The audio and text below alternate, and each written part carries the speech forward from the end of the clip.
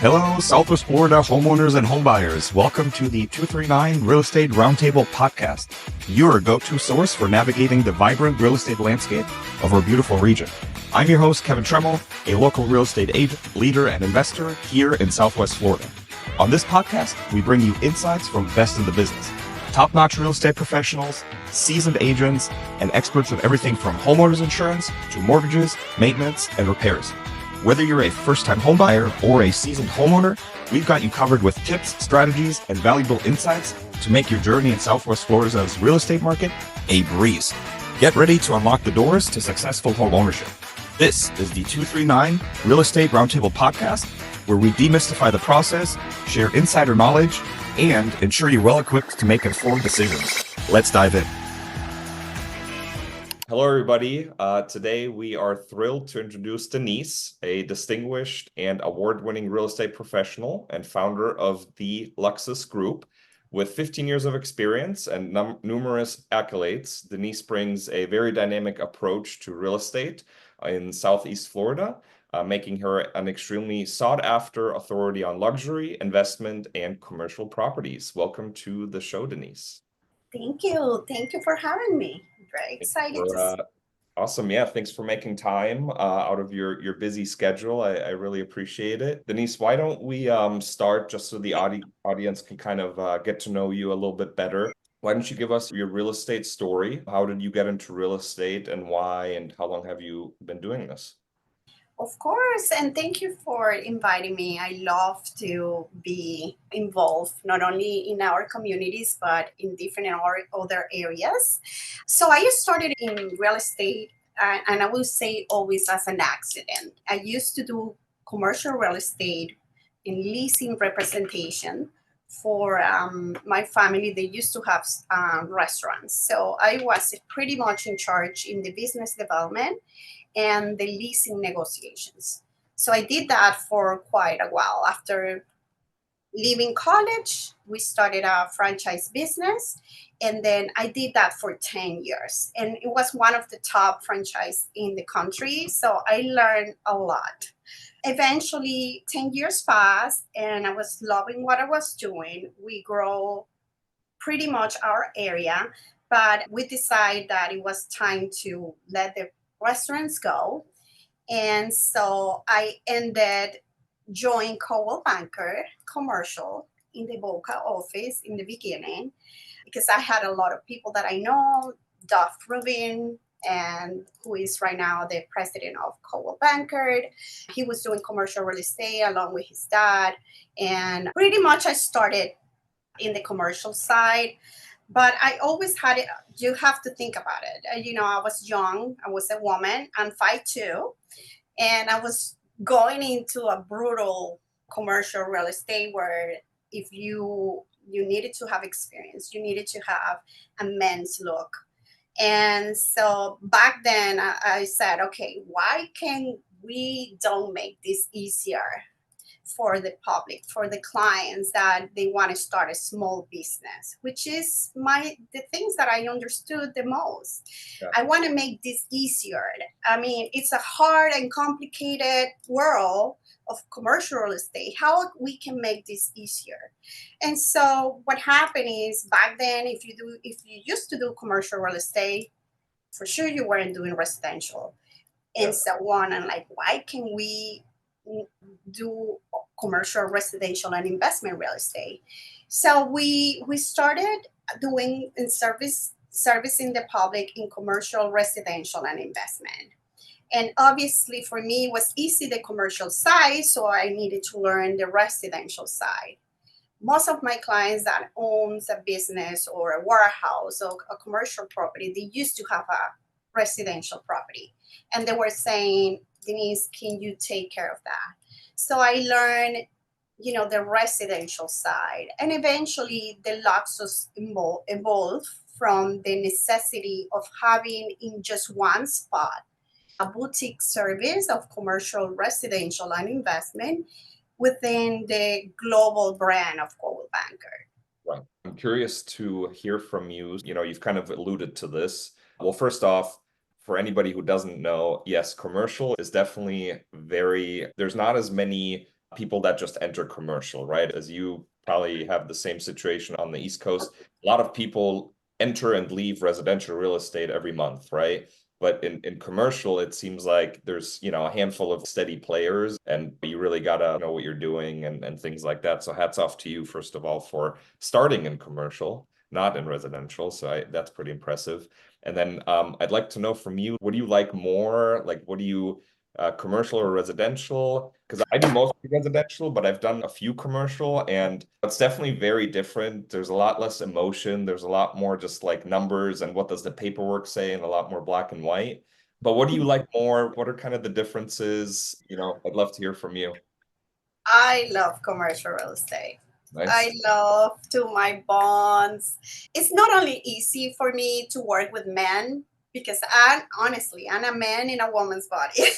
Nice. I don't get hormonal about transaction, Yeah. about, I'm coming to the office. Residential is a drama. Yeah. But the real world commercial, it's more professional. It's everybody, the standards are higher.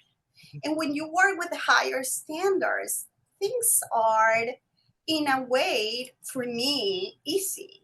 Yeah. Because everybody is on the same page. Yeah. I love the idea of working with the majority of the commercial agents are men. So, and men is very straightforward. For me, it's really easy to work with the commercial transaction and investment as well. Yeah. I learned how to work the residential. It's not easy because, the standards were not quite there. I think they will get there eventually with everything that is happening now.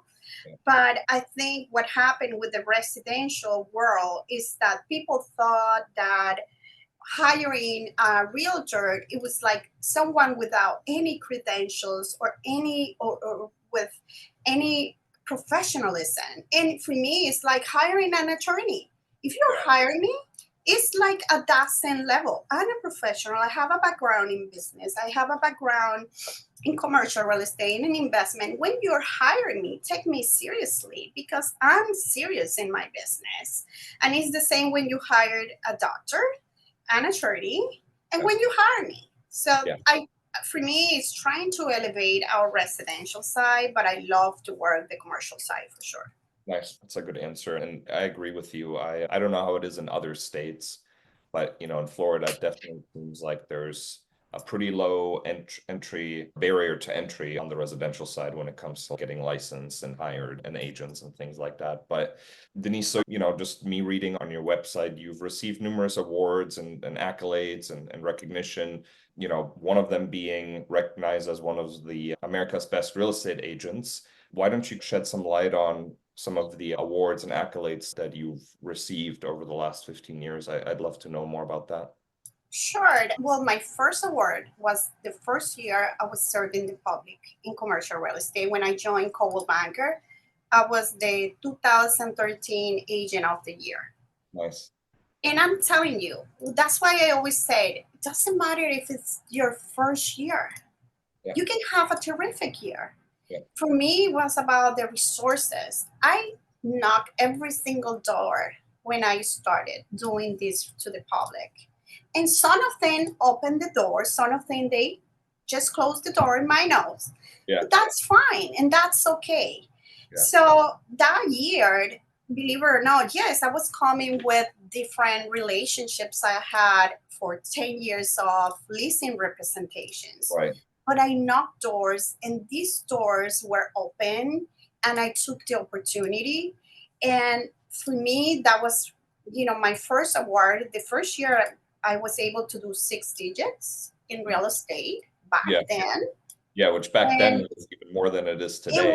It was a lot, but it was really my drive of making my business of real estate as a real business. Then eventually, I have my bumps in the ride. It's not easy. It's not been at all. When people see the results of what I built today, it's because many years of hard work, dedication, and rethinking and readjusting, like even 6 years ago when I thought I was doing the best team, everything went to scratch from zero.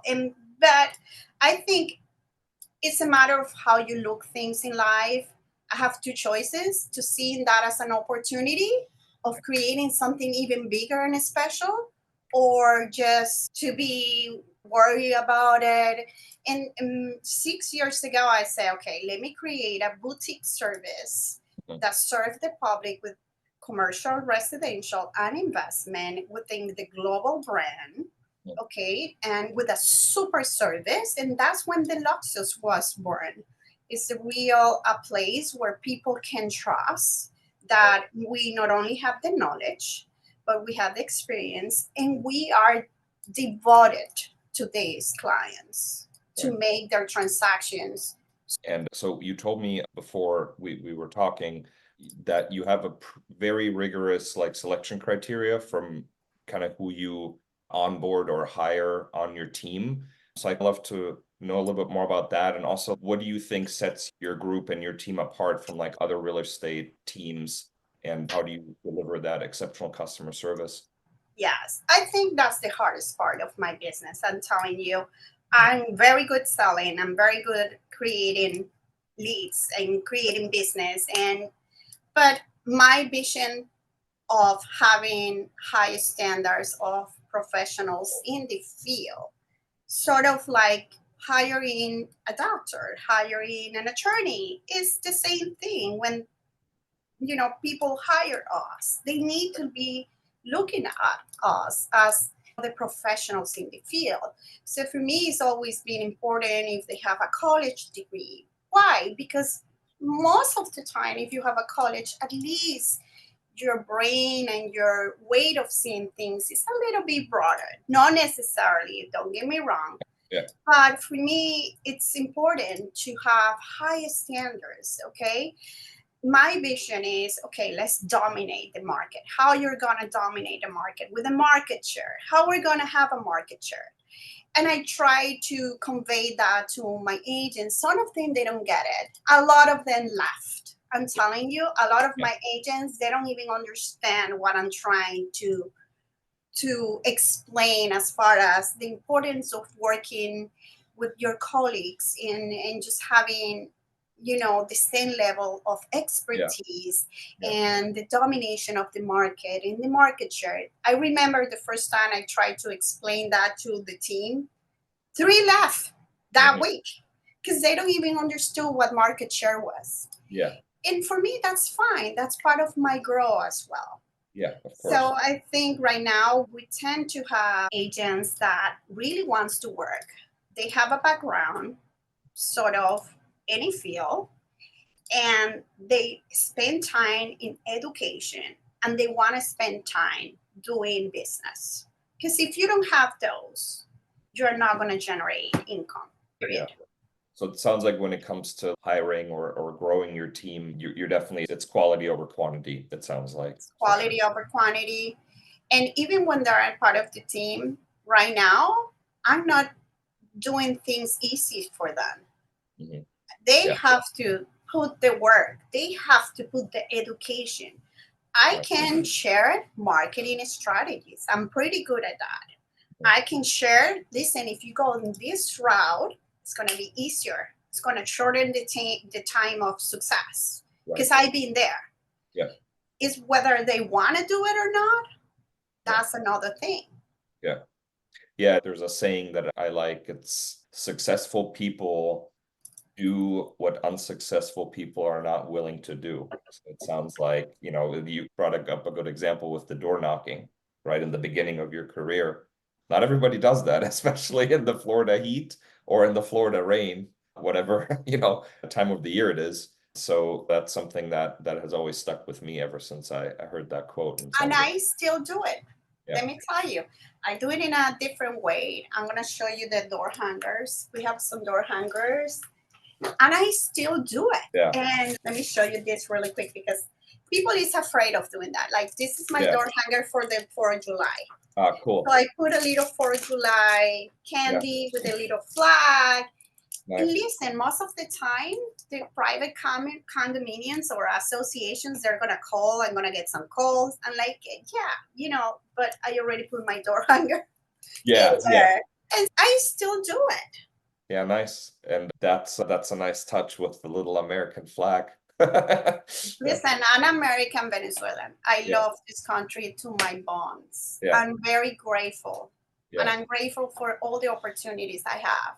That's awesome. So for me to put this flag here, it's more important than anything during the year that I do. Nice. What year did you move here from Venezuela? What year did you move to Florida? Well, I started in 1998. Okay. Okay. So, Yeah, okay. long time. Close to 30 years, going on 30 Yes. years. Nice. I love this country to the bones. For me, it's my country. I had so much respect when I became America. It was the greatest state of my life. Nice. And I think that the true success is to be grateful. And I'm very grateful not only to this country, to my parents for all the education that they give me. Right. So I've been doing what I do right now, you know? Yeah, they Yeah. laid the foundation. Yeah, that's awesome. And then Denise, so you're known for staying ahead of trends through marketing, market research. I know you also invest a lot of your money or your proceeds or your commission, whatever you want to call it, into technology and marketing. So what are some current trends you see shaping real estate in South Florida right now, especially after the pandemic? Listen, when the pandemic hit, I remember myself going out with, where everybody was staying home. I was working Yeah. I'm telling you, I did not stop. But Mhm. I remember everybody was doing everything online. And I said, back then, why we don't go back to printing? Uh-huh. I feel that time everybody was doing a lot of emails. And I was so tired of getting emails, Mhm. like 300 emails a day. I'm like, no.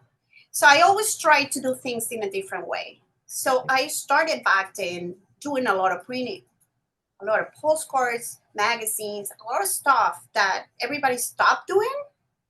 That's what I did. And then right now, it's different again. So you gotta change. Every year I change. I Right. change. I creating like trademarks for different wording that we create. And I say, okay, now I'm gonna create trademark because obviously if you do something nice, people is gonna copy. And Yeah. that's fine with me. Honestly, I don't have a problem. Right. But it gets to a point that, okay, what can we do that in order to protect ourselves? Yeah. So I started doing some trademark of certain things. But listen, old school works, like same thing, knocking doors, being out there, being in the community. But new school works, all the Instagram, Facebook, the videos. For me, it's about being authentic, being very specific about the message you want to, you know, showcase in all your channels, Right. and decide every year I take one channel and say, this year I'm going to work YouTube. Boom. And we work just like to the moon and Mhm. we develop. Mhm. And every year I take a different channel. There's just so many channels, Mhm. just so many things. Yeah. Podcast, I think, is always been a great idea Yeah. because it's a way that people get information that is value for most of the audience and things that people doesn't even know. Yeah. So, because everything works, Yeah. it's a matter of deciding every year, what are you going to do? Mm-hmm. Like, I love what you did. You said, I'm going to do the podcast, but you have to be really good at that. Yeah. So when you become really good at podcasts, you're going to be the king of the podcast. Right. Right. Yeah, it goes back to quality over quantity, right? Exactly. And, I think also you got to give it some time, right? You mentioned different channels, whether it be Instagram or postcards, more like old school or YouTube. Yes. You got to give it some time, obviously. Would you say right now your marketing is more old school heavy, so to speak, or is it more new school heavy, or is it like an even mix, would you say? It's an even mix. For me, it's persistence. Okay. People think if they do one postcard, it's going to work. Yeah. No, you Right. have to do 12 postcards during Yeah. the year in order to see a result and invest. It's an Yeah. investment you're doing. Same thing with your podcast. What you just say, I'm going to do one every week. I'm going to do one. But you have to be persistent and you have to be consistent.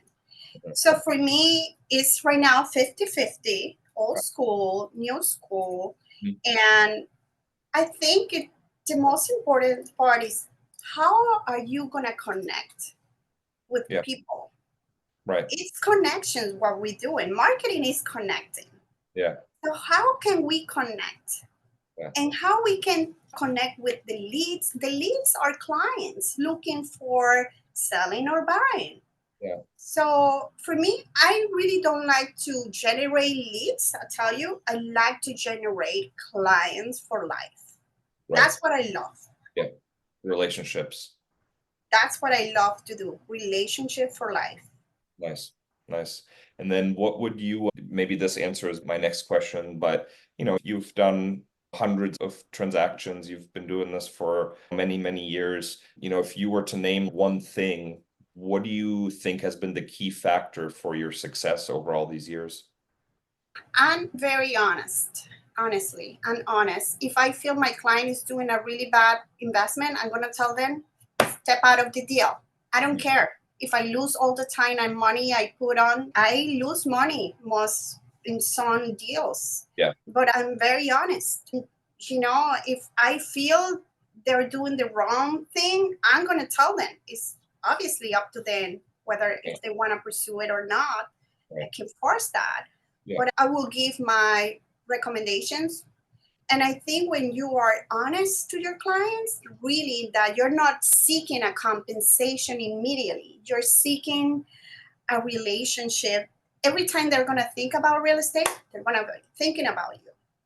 But the key is that after you close a transaction, you have to be there for them. Yeah. Yeah. Just up until the closing, right? That's the worst. Right.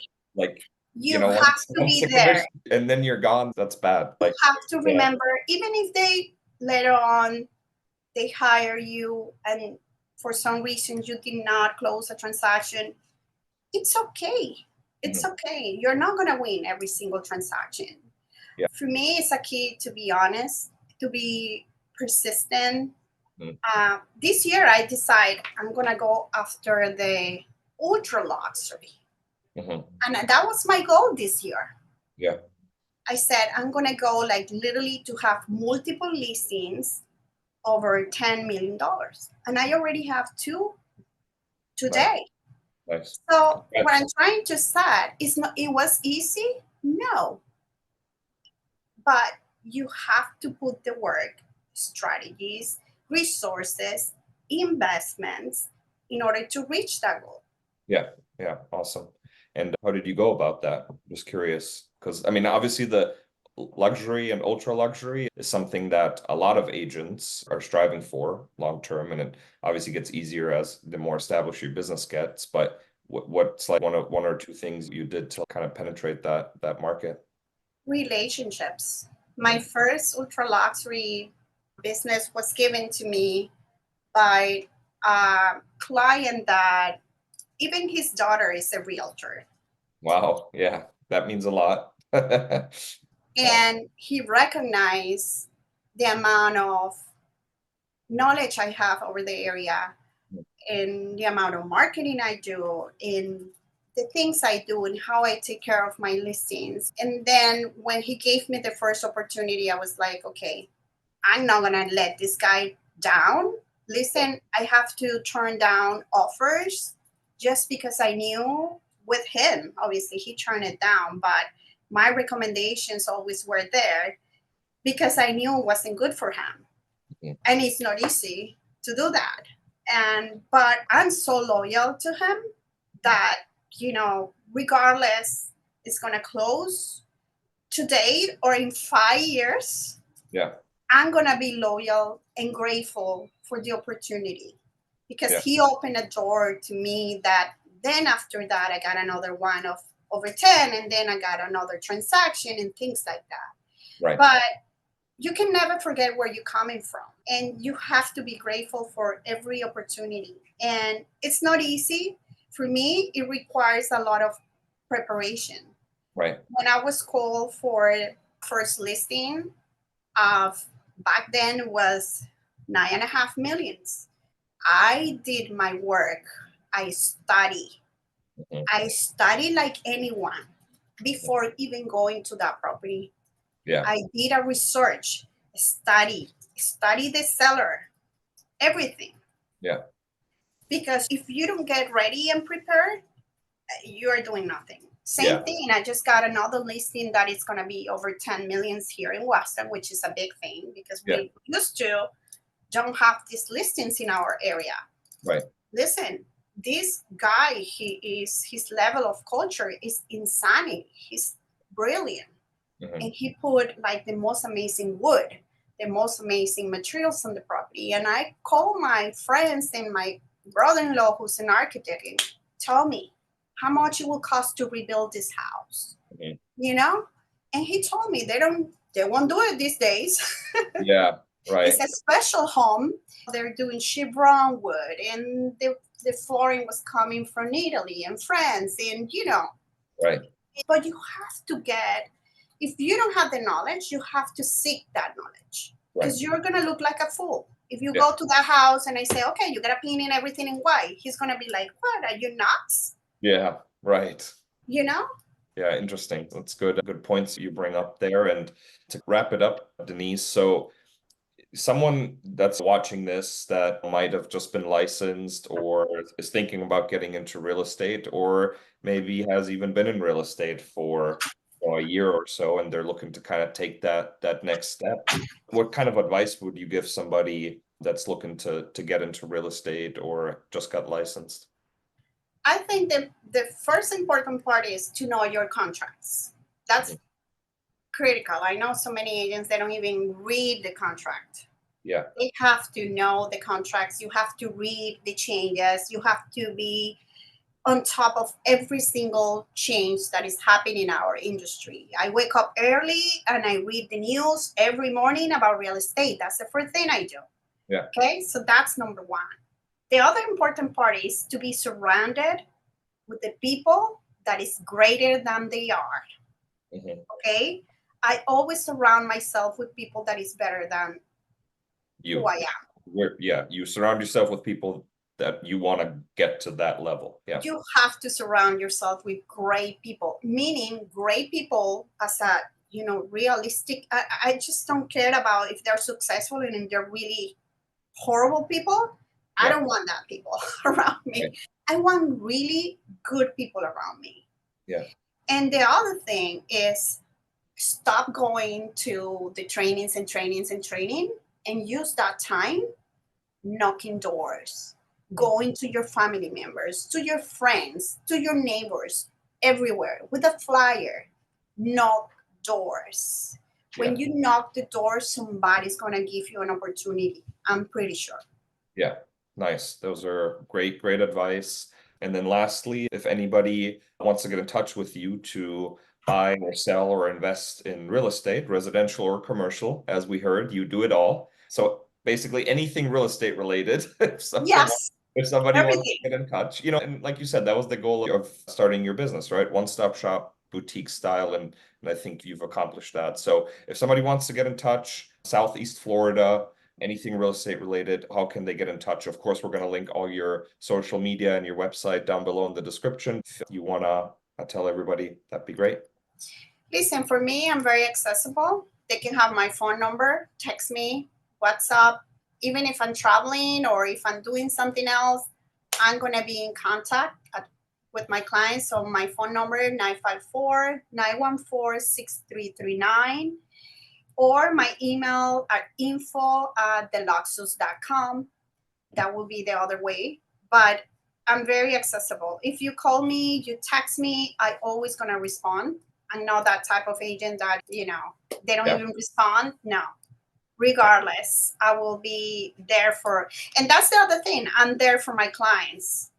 Yeah, yeah, awesome. And I can tell, otherwise you would have not been this successful. So that's given. But Denise, thank you so much for your time. I really appreciate it. I appreciate your insight into your success, and hopefully anybody listening to this, whether it be homeowners or buyers or even other agents, got something valuable out of it. I know I did. So I just want to thank you for that and sharing. And thanks for coming on the show. And hope you have a great rest of your day. Thank you. Thank you for your time. I love this. Of course. Perfect. Thanks, Denise. And that wraps up another insightful episode of the 239 Real Estate Roundtable podcast. I hope you enjoyed our discussions and gained valuable knowledge to enhance your home ownership journey here in Southwest Florida. A big thank you to our incredible guests, and of course to you, our listeners, for joining us. If you have any questions or topics you'd like us to cover, or if you'd like to connect, feel free to reach out. You can find us on Instagram at @KevinTremmel_real estate, on Facebook at Kevin Tremmel Real Estate, or visit our website, kevintremmel.com. Don't forget to subscribe so you never miss an episode. Your feedback is crucial, and we're always eager to hear from you. Until next time, this is Kevin Tremmel, your host, signing off. See you on the next episode.